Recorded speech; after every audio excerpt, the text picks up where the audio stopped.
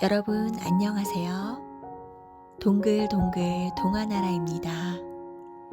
오늘도 동화 들으시면서 편안한 시간 되시기 바랍니다. 알에서 태어난 석탈해. 멀고 먼 옛날 조용한 바닷가 마을에 한 할머니가 조개를 주우며 살았어요. 어느 날 아침 새소리가 시끄럽게 들려왔어요. 할머니는 놀라서 집 밖으로 나가보았죠. 아이고, 왜 저렇게 우나? 까치들이 낯선 배를 둘러싸고 야단스레 울고 있었어요. 조금 뒤 그 배는 할머니 앞에 이르렀지요. 배 안에는 커다란 상자가 놓여 있었어요. 할머니는 무릎을 꿇고 하늘에 물었어요. 하늘이시여, 상자를 열어보리까? 그냥 두리까? 그러자 천둥같이 큰 소리가 들려왔어요. 두려워 말고 열어보아라. 상자를 열자 금은보화가 가득한 가운데 커다란 알 하나가 놓여 있었어요. 세상에, 신기하기도 해라.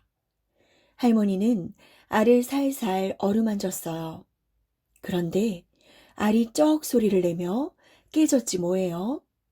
에구머니, 이를 어쩌누? 그 순간 우렁찬 울음소리와 함께 알 속에서 귀여운 사내아이가 나왔어요. 하늘이 내린 아이가 틀림없어. 정성을 다해 잘 키워야지. 할머니는 아이를 품에 안고 집으로 돌아왔어요. 그리고 이름을 석탈해라고 지었어요. 까치가 알려줘서 얻은 아이라는 뜻과 알을 깨고 나왔다는 뜻이 담긴 이름이지요. 석탈에는 무럭무럭 잘 자랐어요. 힘세고 용감해서 두려움이 없었고 하나를 알면 열을 깨칠 만큼 똑똑했지요. 어느 날 할머니가 석탈이를 불렀어요. 얘야, 넌 알에서 태어난 특별한 아이란다.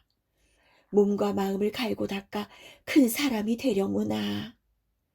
석탈에는 산으로 들어가서 열심히 공부하며 무술을 익혔어요. 하루는 석탈해가 산꼭대기에 올라 주위를 휘휘 둘러보았어요. 큰 사람이 되려면 살 곳을 정해야 돼. 마침 석탈해의 눈에 띄는 집이 있었어요. 둥그스름하게 솟은 언덕 위에 자리 잡아 들판을 훤히 내려다볼 수 있는 집이었어요. 나란히를 하기에 딱 좋은 집이로군.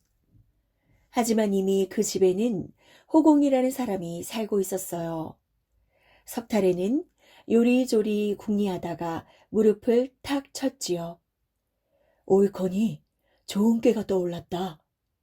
석탈에는 며칠 밤을 호공의 집에 몰래 가서 담장 밑과 마당에 숯과 숯돌을 묻었어요. 얼마 뒤 석탈에는 호공을 찾아갔어요. 이 집은 제 집이니 그만 돌려주십시오. 무슨 소리냐? 우리 식구가 오래전부터 살아온 집이니라. 호공이 기가 막혀 버럭 소리를 질렀어요. 그보다 먼저 제 조상이 살았던 집입니다. 그러니 저에게 돌려주셔야 합니다. 석탈해가 물러서지 않자 둘은 재판을 받게 되었어요. 재판하는 관리가 석탈해에게 물었어요. 내 집이라고 할 증거라도 있느냐? 예, 제 조상은 대장장이어서 홈이나 도끼 따위를 만들었습니다. 집 주위의 땅을 파면 증거가 나올 겁니다. 석탈해가 자신 있게 또박또박 말했어요. 관리는 호공의 집 담장 밑과 마당을 파보라고 했어요. 새를 달굴 때 쓰던 숯과 숯돌을 찾았습니다. 부하들이 가져온 물건을 보고 관리가 말했어요. 호공, 증거가 나왔으니 집을 돌려줘야겠소. 호공은 석탈해에게 집을 내주고 말았어요. 석탈해가 호공의 집을 차지했다는 소문은 널리 퍼졌어요. 마침내 신라 임금님의 귀에까지 들어갔답니다. 참 똑똑한 젊은이로구나. 임금님은 석탈해가 마음에 쏙 들었어요. 석탈해를 공주와 결혼시켜 뒷날 나란히를 맡겨야겠다. 얼마 뒤 궁궐에서는 석탈해와 공주님의 성대한 결혼잔치가 벌어졌답니다. 석탈해는 임금님을 도와 나란히를 했어요. 그리고 신라의 제4대 임금님이 되었죠. 탈해왕은 백성들이 잘 살도록 애쓰는 한편 농기구를 만들어 백성들이 편히 농사짓도록 도와주었어요. 좋으시고 우리 임금님 참된 어버일세. 백성들은 탈해왕을 부모처럼 믿고 따랐어요. 때로는 이웃나라 군사들이 쳐들어오기도 했어요. 하지만 신라 백성들은 걱정하지 않았어요. 겁내지 말고 나를 따르라. 탈해왕은 언제나 앞장서서 용감히 싸웠어요. 그러자 싸움이 점차 줄어들었고 신라는 점점 살기 좋은 나라가 되었답니다.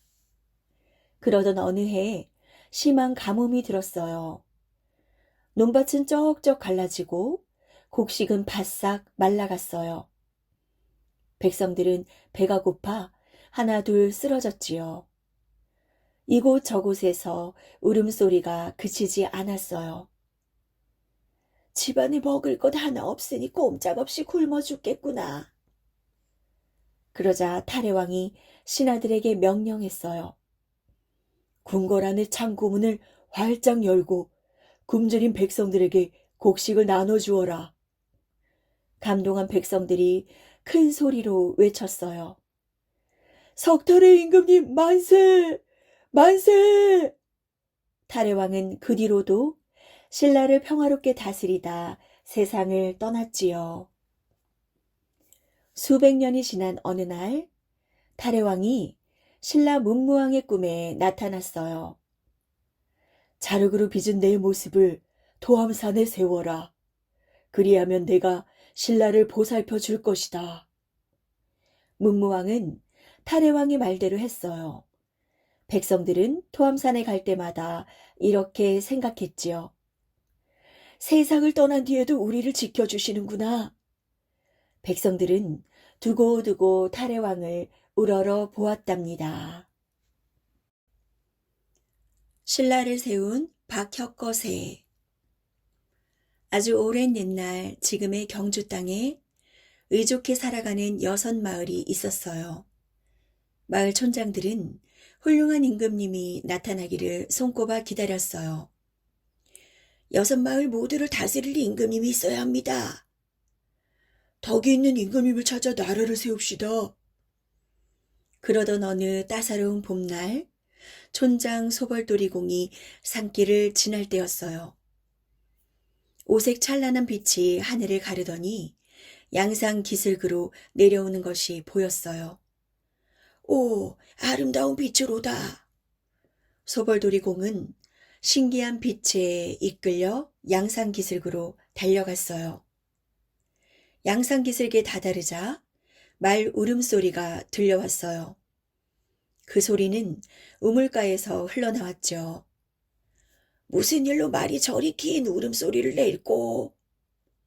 우물가로 간 소벌도리공은 깜짝 놀랐어요. 눈부시게 새하얀 말이 무릎을 꿇고 빛을 향해 절을 하는 게 아니겠어요?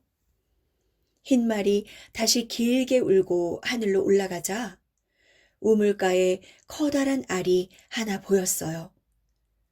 자줏빛이 도는 알은 무척이나 신비스러웠죠. 이처럼 아름다운 알은 처음 보는구나. 소벌도리공은 조심스럽게 알을 만져보았어요. 그랬더니 알이 툭 깨지며 사내 아이가 나왔답니다. 이럴 수가. 알에서 아기가 나오다니. 소벌도리공은 사내 아이를 동쪽 냇가로 데려가서 맑은 물로 정성껏 씻겼어요. 그러자 아이의 몸에서 빛이 쏟아져 나왔죠. 온 세상을 다 비출 만큼 환한 빛이었어요. 이 소식을 듣고 촌장들이 한달음에 달려왔어요. 하늘이 내려주신 아이가 틀림없습니다. 그렇고 말고요. 장차 훌륭한 임금님이 될 것입니다.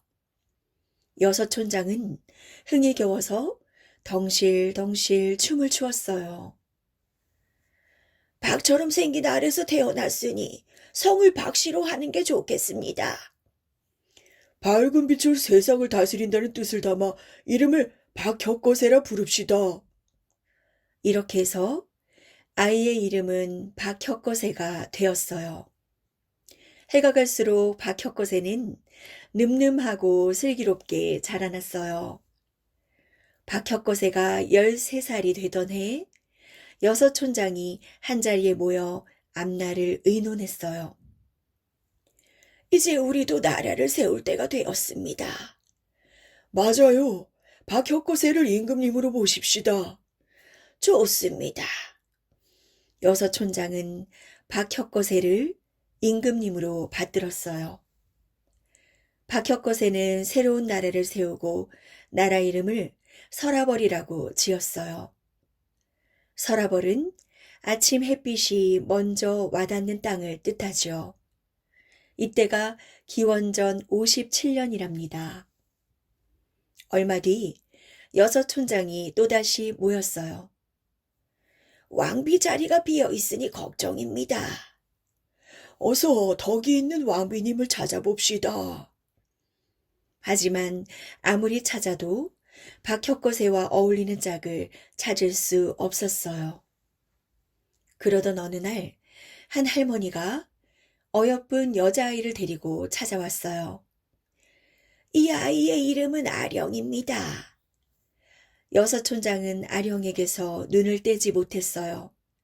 아령은 곱고 아름다운 데다가 신비한 기운마저 넘쳐 흘렀지요.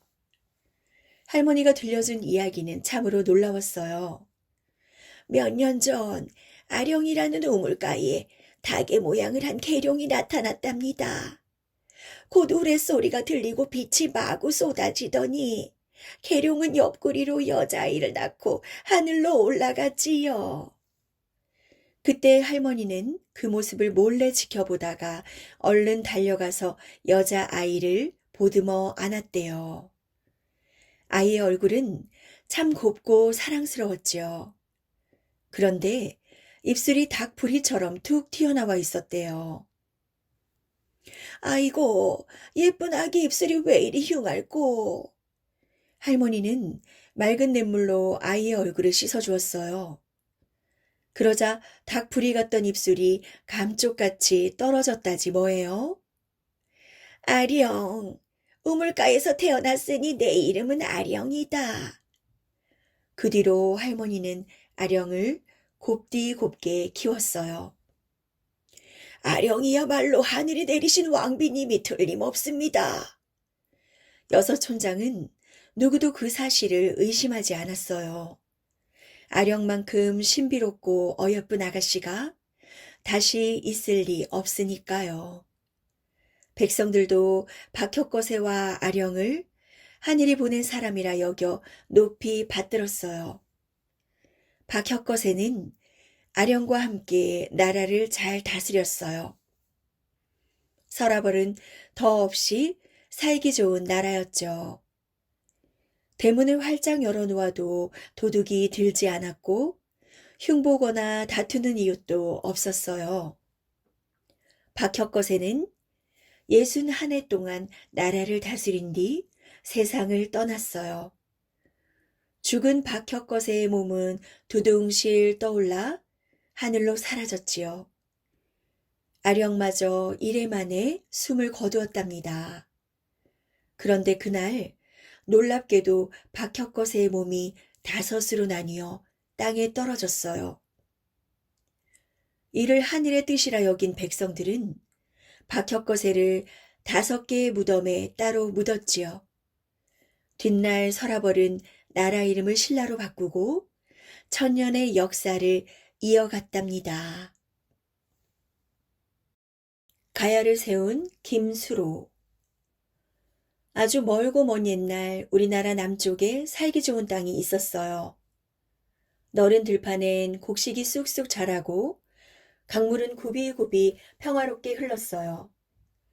사람들은 그 땅에서 9마을을 이루고 살았는데 마을에는 저마다 우두머리가 있었답니다. 하루는 우두머리들이 한자리에 모였어요. 모두들 땅이 꺼질 듯이 한숨을 쉬었죠. 아, 우리를 잘 이끌어줄 어진 임금님이 있다면 얼마나 좋겠소. 그러게 말이오. 임금님은 하늘에서 내린다 했거늘. 우두머리들은 생각 끝에 하늘에 제사를 지내기로 했어요. 제발 훌륭한 임금님을 내려주세요. 모두가 큰절을 울리며 간절히 빌 때 어디선가 안개가 몰려와 자욱하게 깔렸어요. 그리고 하늘에서 우렁찬 소리가 들려왔지요.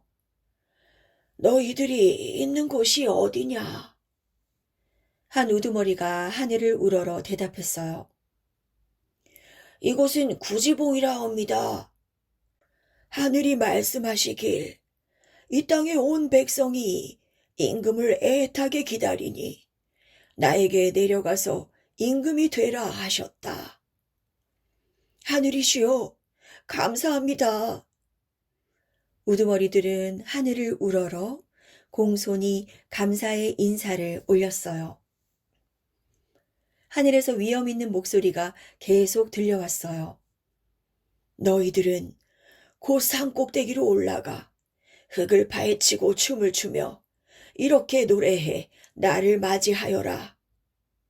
거부가 거부가 머리를 내놓아라. 만약에 내놓지 않으면 구워 먹으리. 그리하면 너희에게 새로운 임금이 나타날 것이다. 어느새 안개가 말짱이 걷혔어요. 드디어 임금님이 생기는구나. 우두머리들은 서로 얼싸 안았어요. 우두머리들은 마을 사람들을 이끌고 서둘러 구지봉 꼭대기로 올라갔어요. 그리고 막대로 흙을 파고 발을 쿵쿵 구르며 신나게 노래를 불렀죠. 거부가 거부가 머리를 내놓아라. 만약에 내놓지 않으면 구워 먹으리. 흥겨운 노랫소리가 우렁우렁 산을 흔들자 한 줄기 밝은 빛이 구지봉 꼭대기를 비추었어요. 곧이어 황금 상자가 하늘에서 내려왔죠. 하늘이 주신 선물이 분명하오. 황금 상자의 뚜껑을 열었더니 붉은 보자기로 싼 6개의 황금알이 눈부시게 빛나고 있었어요. 사람들은 그 알들을 마을로 가져왔답니다. 이튿날 아침 사람들은 깜짝 놀랐어요. 6개의 황금알이 하나씩 차례차례 6명의 사내 아이로 바뀌었지 뭐예요? 사내 아이들은 방글방글 웃고 있었어요. 한 우두머리가 말했죠. 맨 처음 태어난 아이를 수로라고 부릅시다. 수로는 세상에 처음으로 났다는 뜻이었어요. 사내 아이들은 하루가 다르게 쑥쑥 자랐어요. 열흘쯤 지나자 키가 어른보다도 커졌죠. 사내 아이들의 얼굴은 해처럼 빛났고 눈동자는 별처럼 초롱초롱했어요. 특히 수로는 맏형답게 늠름했답니다. 수로는 나라를 세우고 임금님이 되어 나라 이름을 가야라고 했어요. 그리고 나라의 땅을 6으로 나누어 형제들에게도 하나씩 맡겼지요. 가야를 다스리는 6 임금님은 황금 알에서 태어났다 하여 성씨를 김이라 부르게 되었어요. 김수로 왕은 도읍을 정하고 궁궐을 지었어요. 그리고 하늘의 뜻에 따라 어진 마음으로 백성을 다스리고 보살폈지요. 훌륭한 임금님 덕에 살기가 점점 좋아지는구려. 그렇고 말고요. 하늘이 내리신 임금님이잖소. 백성들의 얼굴에 환한 웃음꽃이 피어났어요. 어느덧 김수로 왕이 나라를 다스린 지 7해가 흘렀어요. 하루는 신하들이 간곡히 아뢰었어요. 나라 안에서 가장 빼어난 처녀를 골라 왕비로 삼으심이 어떠하옵니까? 김수로 왕은 웃으며 고개를 저었어요. 하늘이 왕비를 정해두셨으니 때가 되면 보내주실 것이오. 며칠이 지난 어느 날 김수로 왕이 신하들을 불렀어요. 지금 곧 남쪽 바닷가로 나가보시오.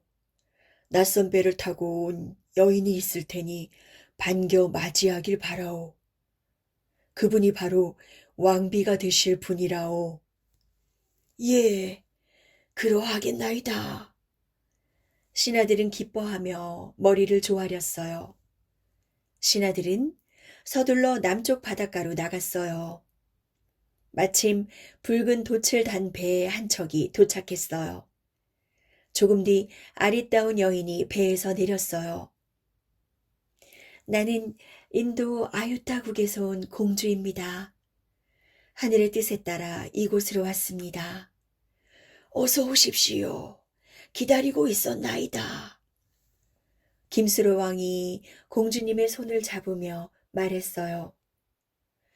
이렇게 와주어 기쁘구려. 제 부모님이 꿈의 하늘의 소리를 들으시고 가야의 임금님이 제 배필이라 하셨습니다.